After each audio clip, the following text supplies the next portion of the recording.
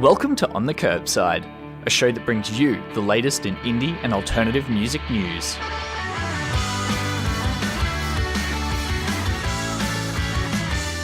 That is right.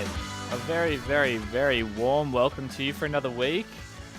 You're here with Jacob Roebuck, as always, bringing you the latest and the greatest in independent and alternative music news from right around the country, as well as some little overseas stuff as well. Hope you've been really good. It's been about a week since we've had a chat, depending how you're listening. Maybe you're listening to the podcast in a big long hit and you just heard my voice about 15 seconds ago. Regardless, we'd love to hear from you. If you're a fan of the show, if you want to get in touch, if you want to let us know what you're thinking or any requests, any feedback you've got for the show, hit us up at On The Curbside on Twitter or on our Facebook page, which is facebook.com/On The Curbside. We would love to hear from you. Now, let's talk about tonight. Going to be bringing you some news on the ARIA Awards. Is probably the big one. It sort of went down today with the Artesian Awards happening this morning and the full list of ARIA noms coming out today.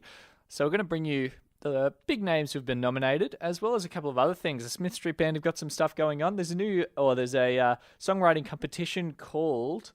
Let me make sure I pronounce this one right, because it's one you don't want to get wrong. Pretty cool. The Vanda Young Songwriting Competition, I should say. Sorry, we're going to bring you all the nominations from that. Melbourne Music Week has let slip what's going to be happening right across the week at a multitude of their different venues where you can catch some really, really great live music. And we're going to be talking a little bit about Mink Mussel as well. Now, if you're not too sure who those guys are, think Tame Impala. Think a couple of members from Tame Impala. And maybe that'll get you a little bit excited for the news that we're going to be bringing you on them. Bringing you the latest in indie music news. It's On The Curbside. All right, so we're going to talk about Mink Mussel, or a couple of dudes from Tame Impala.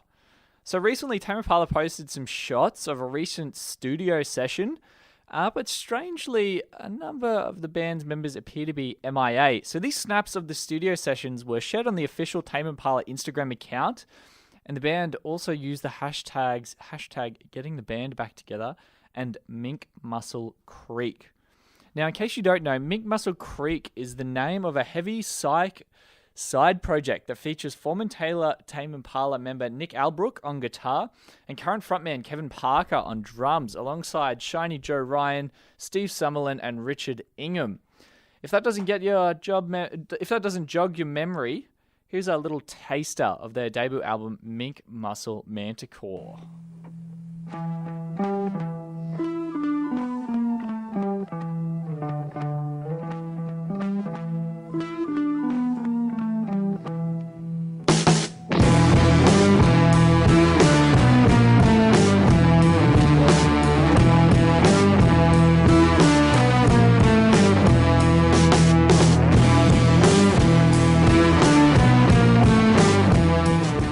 Stuff. I'm really liking that one. So that comes really exciting. Really, really exciting. And from the looks of it, the band who released this album, Mink Mussel Manticore, back in 2014, haven't really done much since, but it does very much look like they could be cooking up some new material. So following the monumental global success of their third EP Currents last year, Perth site crew Tame Impala, they've been doing a lot of touring in their downtime, They've been working on quite a few side projects. Bassist Cam Avery's been putting the finishing touches on his new solo album, while frontman Kevin Parker, in case you missed it, has been doing a bit of stuff, playing a bit of a producing role for Lady Gaga of late. You can actually catch him in the video clip of one of her latest tracks. But now it seems Mink Mussel Creek, they're the side project who's getting a bit of steam now, getting a bit of excitement all of a sudden. So you can still expect to catch the actual Tame Impala at Laneway Festival next year. I doubt you'd be able to catch any of these Mink Mussel Creek songs on there, though. You'd be able to catch some stuff off Currents for sure. And we're still not sure exactly what is going on with Mink Mussel Creek. If we're going to be seeing a whole album, if we're going to be seeing just a couple shows, maybe a reunion show. But Pitchfork have been reporting that the band are doing a soon-to-be-announced one-off show. So it's unlikely that we are going to be getting any new music anytime soon. which is a bit of a downer if you do like the sounds of that album of theirs, Mink Mussel Manticore from 2014. Regardless, as soon as we know what the go is going to be with those guys on the Curbside, it's going to be the place where you're going to find out about it. That is for sure. So keep your eyes and ears peeled, watch this space, and we'll give you the hookup when you can catch some more info from Mink Mussel Creek. On the Curbside, the music news equivalent of smooth sax. So, the full list of the 2016 ARIA nominations has today been unveiled. And you might know this guy. Little dude out of Australia. Harley Stretton's his actual name. Take away this fear of being loved, allegiance to the pain. Now I'm messed up and I'm missing you. I'll never be like you. This is one of his tracks, Never Be Like You. It is Flume, in case you hadn't guessed. And he's done a pretty good job and has a pretty good chance to sweep the awards, I think. And he's already picked up 3 ARIA wins this morning. So a ceremony honouring the ARIA Fine Arts and Artisan Awards was held in Sydney this morning, where Harley Stretton, aka Flume, scored Producer of the Year, Engineer of the Year, alongside Eric J. Dabowski, and Best Cover Art, which was designed by Jonathan Zulander for Skin, and shutting down the Avalanche's Wildflower for the same 3 major categories. So pretty big upset there. Flume's really big in his own right. A lot of people were really hyped about that new one from the Avalanches, which we did here this year as well.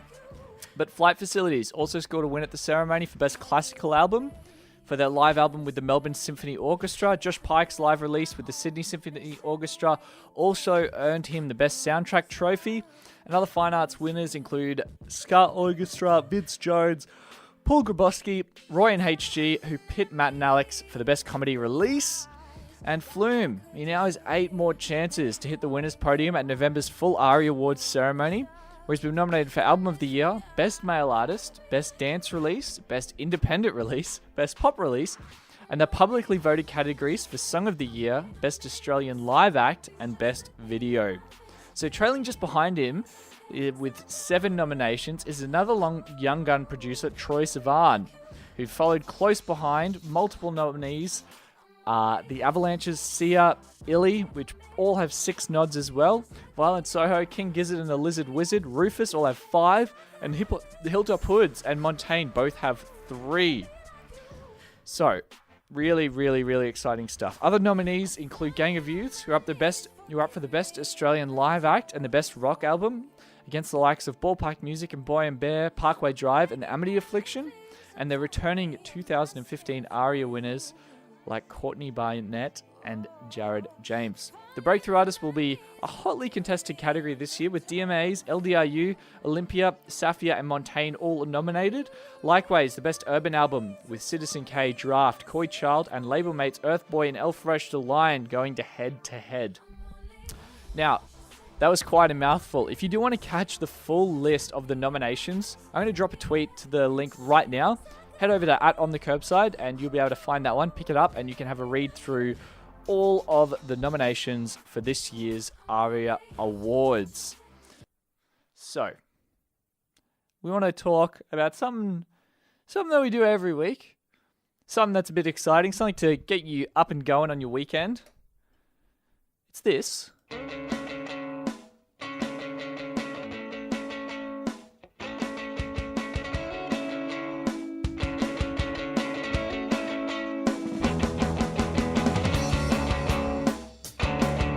It's on the Curbside Gig Guide for another week.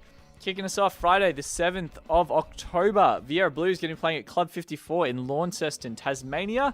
Montaigne's going to be at the Unibar in Wollongong, New South Wales. Stonefield's going to be at the Academy in Canberra, ACT.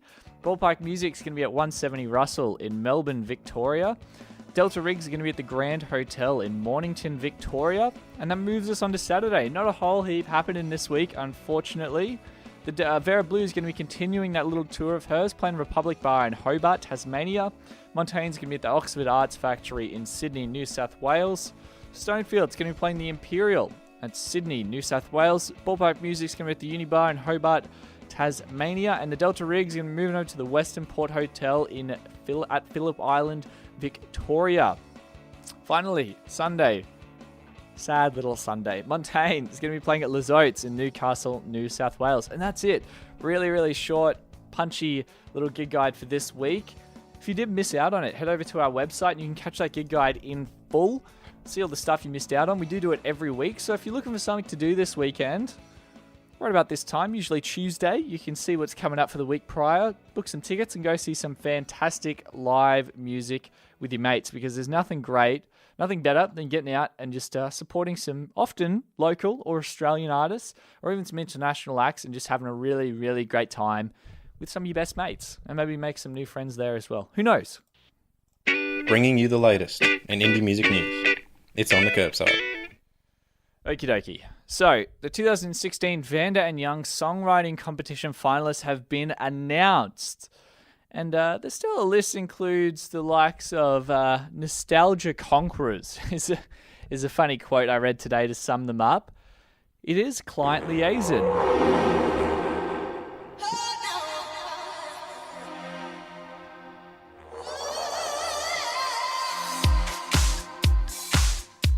Sounded very nostalgic.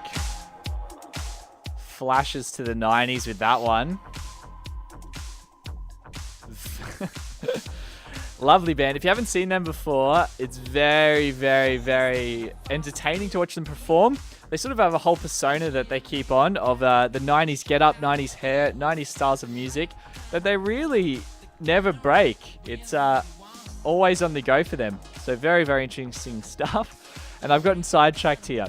So, Client Liason and Jarryd James and Soul Queen Ngaiire have all been nominated. The finalists were whittled down from 3,934 entries, with the judges eventually choosing 90 songs for the shortlist. And that's pretty appropriate, given it's the 90th year of this competition. So, there are 7 acts that have just 2 songs in the list.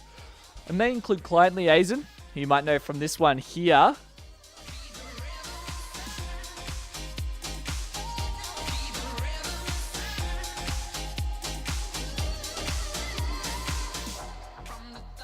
Emma Louise, Gordy, Katrina Borgin, I can't say it, Borgoni, King Social, Lewis Squirrel, OPEP are getting double the chance at winning.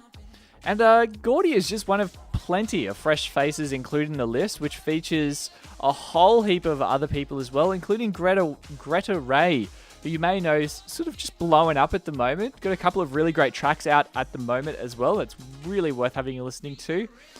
Middle Kids and Tash Sultana are also all nominated as well. And the winner of this year's prize will take home $50,000, with the second prize being awarded $10,000 and the third prize being awarded $5,000. The winner will also go to an esteemed list of artists, including Kimbra, Megan Washington, and the Preachers, who have all taken out the award in the past as well. Now, that award is going to be announced. The winner is going to be announced on the 27th of October. So keep your eyes and ears peeled.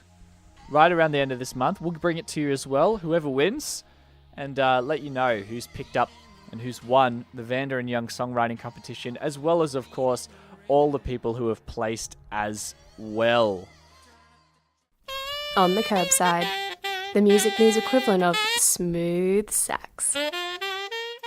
So Melbourne Music Week has announced its lineup for this year, and it's kicking off with an opening night event, Her Sound, Her Story, a celebration of women in music, and it's featuring the likes of this lady.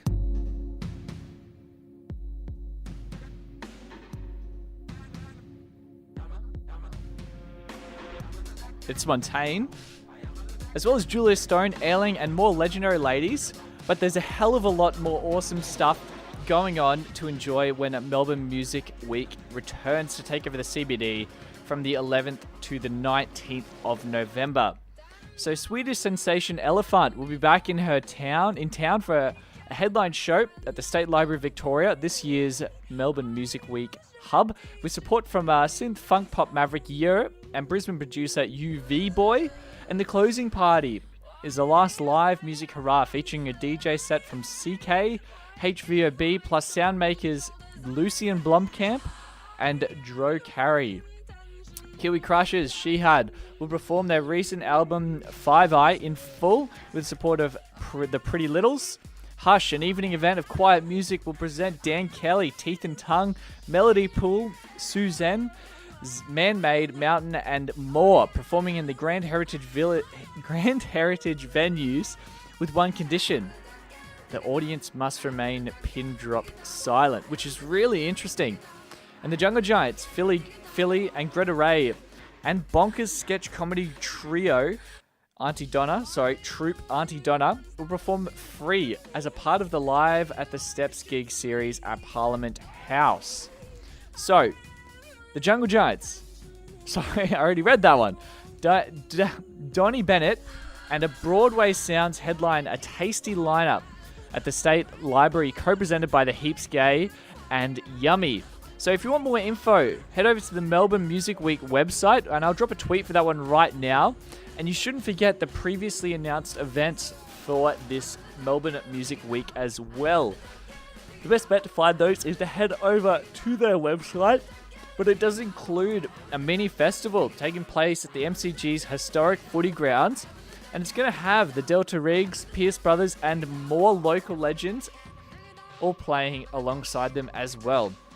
So overall, if you're going to be in Melbourne between the 11th to the 19th of November, only about a month away or so now, get your eyes down, get yourself down to one of these shows, because this is going to be an absolutely amazing week to catch some really great live music from stuff right across the spectrum, and more than just music as well. There's going to be a lot of other fun stuff going on throughout the week, so if that sounds pretty exciting to you, you want to get involved in it, I should say, then do yourself a favor. Get along to it and do that stuff so you can have a really great time and just bop along and have some awesome stuff, awesome fun things, and really just enjoy yourself while you're having a great time listening to some live music in Melbourne. Keep up to date with the latest music news at onthecurbside.net. That is right. That is the best place to keep up to date with all the latest and greatest. But that pretty much wraps up the show for this week. Pretty exciting one. Lots of stuff going on. If you did miss out on anything, head over to our socials, and that's where you'll be able to find the rebroadcast of this show in full. That's onthecurbside.net, or you can go to facebook.com/onthecurbside, or head over to our Twitter, which is @onthecurbside. Otherwise, it's been great bringing you the show for another week. We'll catch you next week. Bye-bye.